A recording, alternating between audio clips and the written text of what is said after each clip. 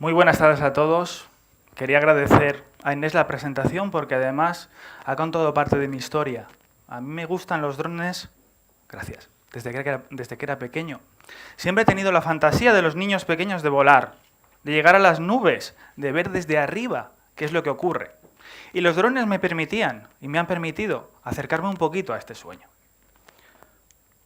Los drones son vehículos aéreos no tripulados. Dicho de manera más simple, son aeronaves que no tienen piloto.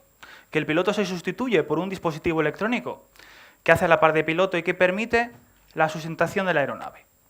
Hay dos tipos de aeronaves que conocemos todos, los aviones y los helicópteros. Pues también hay dos tipos de drones embarcados en esta división. Tenemos los planeadores, cuya principal ventaja es que son capaces de sustentarse y por tanto aguantan más tiempo en el aire. Y tenemos los multirotores, cuya ventaja es parecida a la de los helicópteros. Pueden mantenerse estables en un punto. Y es que en la prensa últimamente no paran de salir noticias de los drones. Continuamente vemos en los medios referencias a aplicaciones más y más novedosas. Y esto es así principalmente porque en muy poco tiempo se ha conseguido reducir tanto el coste de estos dispositivos como además miniaturizar sus componentes. Y ha posibilitado que a día de hoy veamos aplicaciones que hasta hace muy poco tiempo eran prácticamente impensables. Por ejemplo, en un campo tan rústico como la arquitectura, los drones van a tomar, y están tomando a día de hoy, una importancia singular. Existe un tipo de agricultura llamada agricultura de precisión, donde es muy importante analizar cómo de bueno es, por ejemplo, un tratamiento para una plantación. Por ejemplo, si deseamos verificar cómo de bueno es un fertilizante, podemos dividir la plantación en dos partes y tratar una parte con el fertilizante. Lógicamente, si la plantación es pequeña, nosotros a simple vista podemos verificar qué es lo que está ocurriendo. Pero con plantaciones medias y grandes requerimos, o antiguamente se requería, de una avioneta que permitiese, en cierta manera, hacer un barrido fotográfico y obtener esa información. Pues bien, los drones aquí tienen mucho que decir. Ya no solo porque el coste, lógicamente, de un dron, que lo podemos programar, que no tiene piloto y permite de esta manera hacer el vuelo de manera totalmente automática, reduce costes, sino es que además nos posibilita otro factor muy importante, y es que podemos repetir este vuelo varias veces al día y obtener un mapa casi en tiempo real que nos permita verificar cómo está funcionando nuestro cultivo. No solo se aplican en la agricultura, a día de hoy también son de gran ayuda para verificar estructuras grandes, complejas, como puede ser, por ejemplo, un molino de viento, que lo vemos muy pequeñito, pero que cuando nos acercamos tiene unas dimensiones considerables. Los multirotores, como he comentado, permiten situarse en un punto, y una vez que están en ese punto son prácticamente inamovibles. Tienen errores solo de centímetros. Si les ponemos una cámara de vídeo alta definición y estamos bajo con un monitor, podremos obtener toda la información de lo que queramos observar. Podemos, por tanto, verificar la estructura de un molino, de un puente, etc. Simplificando el coste y, sobre todo, dando más seguridad al operador humano que no tiene que desplazarse, por ejemplo, hasta arriba del molino. Incluso en el campo de la arquitectura, en el campo del urbanismo, tienen mucha importancia. Como he comentado anteriormente, los drones se pueden programar. Se pueden programar desde un PC normal, con una aplicación parecida a Google Maps, donde situamos una serie de puntos donde queremos que el dron navegue. Puntos obtenidos por medio de un sensor GPS prácticamente igual que el que tenemos en el coche. Y además podemos decirle en cada uno de esos puntos qué queremos que haga el dron. Si queremos que tome una fotografía, si queremos que tome un vídeo. Para el campo del urbanismo es muy útil porque nos permite obtener ortofotos, es decir, una foto compuesta por varias fotos que después se puede tratar y que, por ejemplo, un arquitecto puede analizar para determinar cuál es la mejor ubicación de una construcción. Incluso en interiores, donde tenemos la limitación de que, por ejemplo, no hay cobertura de señal GPS, se están produciendo avances a día de hoy espectaculares. Se está consiguiendo que los drones se muevan a distancias de centímetros sin chocar entre ellos. Y además eso lo hagan, como he comentado, sin GPS. Se ubiquen por medio de una cámara de muy alta resolución, que permite, como he comentado, un vuelo prácticamente perfecto. En mi grupo de investigación estamos trabajando en la construcción de comportamientos. Comportamientos para drones. Eso sí, comportamientos que además queremos que estuvieran inspirados en la naturaleza. Concretamente en los animales e insectos sociales, porque consideramos que la sociedad es parte fundamental del individuo. Incluso hay organismos como las hormigas, donde el individuo, la hormiga excluida, no viviría mucho tiempo fuera de su enjambre. Eso significa que en estos casos es fundamental incluso considerar que el individuo es todo el enjambre, no solo la hormiga. Y es que, por ejemplo, las hormigas son capaces de recorrer grandes distancias para conseguir comida. Y lo que es más importante, imaginaros el tamaño de una hormiga, lo que tiene que suponer volver hacia atrás para encontrar el camino hasta casa. Las ermitas, por ejemplo, son capaces también de graduar la temperatura de su nido, moviendo más o menos las alas. Cuando nosotros tratamos de organizar, diseñar un comportamiento, cuando alguien nos pide, mira, organiza este grupo de personas, queremos hacer una tarea compleja, organízalos. Solemos tender a hacer una aproximación centralizada. Es decir, nombramos a un líder, o este líder surge de manera autónoma y decide que primero vamos a hacer esto, después vamos a hacer esto y después vamos a hacer esto. Hay un orden. Un ejemplo claro es el que tenemos aquí, una orquesta en la cual hay un director cuya principal tarea es dar paso a los distintos instrumentos y por tanto el director tiene importancia, gran importancia en el desarrollo de la obra. Sin embargo, esta no es la única manera de hacer las cosas. Podemos conseguir también resolver tareas complejas de manera totalmente distribuida. Aquí no hay ninguna hormiga que mande más que otra. Se han organizado de manera que son capaces de transportar una semilla hasta el nido. Y además, es que estas aproximaciones tienen ventajas, porque posibilitan el que, por ejemplo, si una de las hormigas decide no seguir ayudando al resto, que el resto sean capaces de desplazar las tres restantes, la semilla al nido. Se autoorganizan. Incluso observamos que existen comunidades, lo que llamamos enjambres, porque tienen muchos individuos, que son capaces de desarrollar roles muy complejos, son capaces de autoorganizarse y son capaces de, mediante interacciones muy simples, porque estaréis conmigo que no son animales que consideremos inteligentes, pero sí que sus interacciones consiguen lo que llamamos los científicos la emergencia, generar nuevos comportamientos que los animales simples no los tenían. Con todas estas ideas, inspirándonos en la naturaleza, nos pusimos manos a la obra, nos pusimos a trabajar y diseñamos varios comportamientos de enjambre. Un primer comportamiento estaba orientado a la búsqueda y después un posterior seguimiento de bancos de medusas. Nos interesaba principalmente por dos razones. Una razón biológica de entender cómo se movían y cómo funcionaban estos animales. Son animales complejos y bastante esquivos. Y por otra parte también por una labor más social, orientada a conocer, por ejemplo, si un banco de medusas se dirigía a la costa o no se dirigía a la costa. Y de esta manera, como he comentado, nos pusimos a trabajar.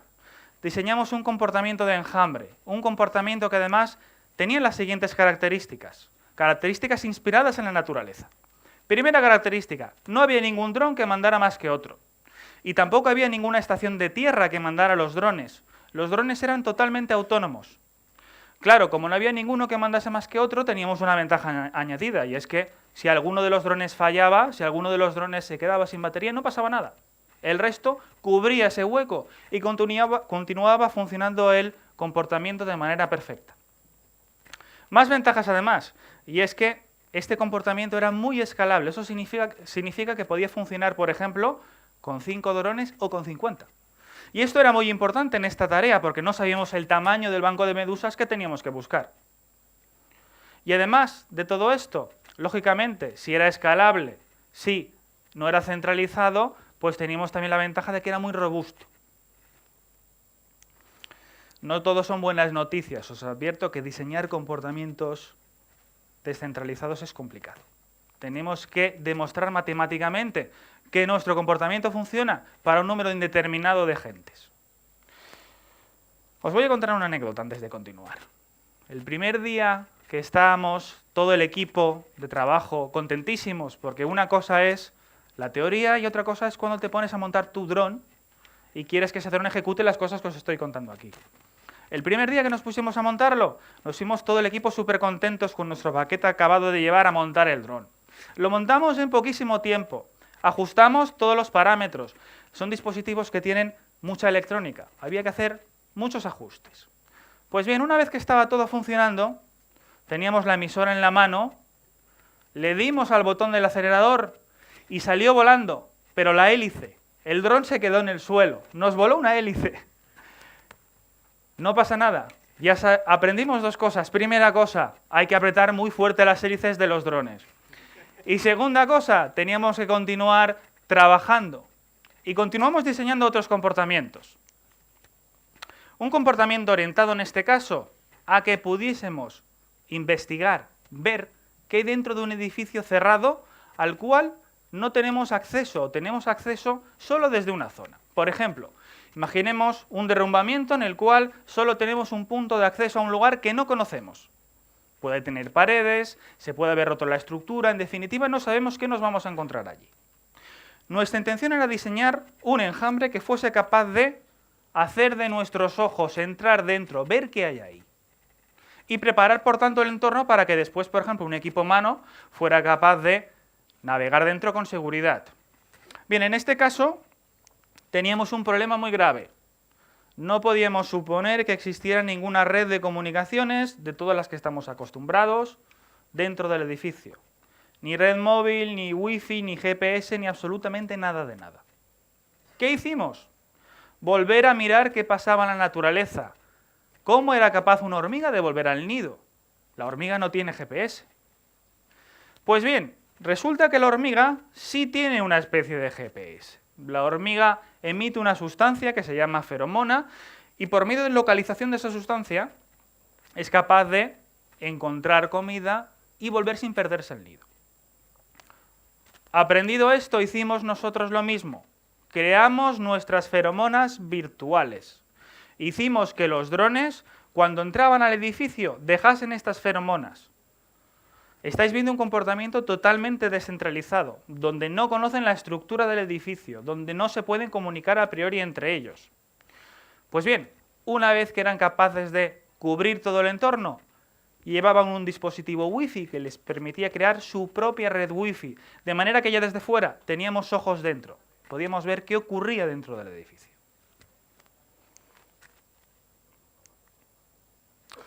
Y también, como a mí me gusta volar, intentamos imitar el proceso de vuelo que hacen los pájaros. Sabéis que los pájaros, sobre todo cuando van en gran número, cuando van en bandada, suelen hacer una especie de dibujos en el aire que incluso nos da la sensación de que están dirigidos, que hay un pájaro el primero que dice tú ahí, tú ahí, tú ahí, tú ahí.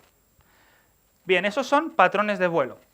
Intentamos hacer con un equipo pequeño de drones una serie de patrones, de manera que cambiasen de manera dinámica entre una forma geométrica y otra forma geométrica. Eso nos obligó, lógicamente, a diseñar nuestros drones, su estructura, y lo que es aún más importante, una parte de su cerebro. Nos interesaba muy mucho que no fueran drones tontos, y cuando digo tontos es que no requiriesen de antemano que un humano les dijese qué tenían que hacer. En cierta manera tenían que ser autónomos y tenían que decidir ellos cuándo tenían que volar en una dirección o cuándo tenían que volar en otra dirección. Y bien, esto es lo que les dijimos que tenían que hacer. Primero tenían que hacer un triángulo con un vértice arriba. Después tenían que ser capaces de situarse todos en el mismo punto pero a distinta altura, es decir, formando una línea. Y por último tenían que formar un cuadrado. Es decir, ellos tenían que ser lo suficientemente listos para ir a la primera forma y cuando detectaran que habían llegado, ir a la siguiente, etc. Estos fueron los preparativos, montando todos los dispositivos. Esta vez no se cayó ninguna hélice, os lo aseguro. Y aquí vais a ver el resultado. Tenemos primero, directamente vais a ver la primera formación, es decir, el triángulo con el vértice añadido. Una vez que los drones detectaban esta formación, como os he comentado, van a intentar estar en un único punto, formar una línea. Ahora vais a ver una cámara que está en el suelo, con lo cual estáis viendo que se deberían poner en el mismo punto. Como siempre hay un dron que se hace de rogar, pero vendrá. Y ahora vamos a ver lo mismo desde otra perspectiva para apreciar realmente que formaban una línea.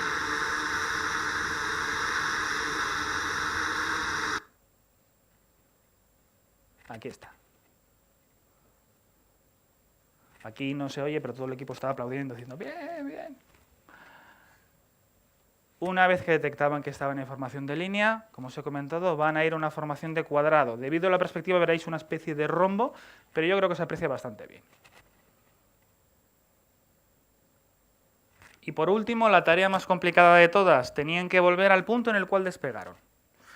Y no valía cualquier manera de volver, nos interesaba que estuvieran vivitos y coleando, con lo cual lo que hicimos fue que cada uno volviese a distinta altura para minimizar el riesgo de colisión de los drones. Aquí estáis viendo el proceso de vuelta a casa. Y por último, ahora apreciaréis una foto en la cual se observa el primer dron aterrizando y el resto a punto de aterrizar. Aquí la tenéis. Bien, ¿y qué nos depara el futuro de los drones? Muchas y muchas aplicaciones estamos viendo a día de hoy. ¿Qué considero yo que vamos a ver de aquí muy poco tiempo? Pues varias cosas. Por ejemplo, vamos a ver drones muy, muy pequeños. Tan pequeños que caben en la palma de la mano. Esto es un dron de juguete, no es un dron tan completo como lo que os he presentado, pero tiene capacidades de vuelo realmente sorprendentes. Y como os he dicho que tengo un poco la parte de niño, no me resistía a no probarlo. Así que vamos a ver si vuela.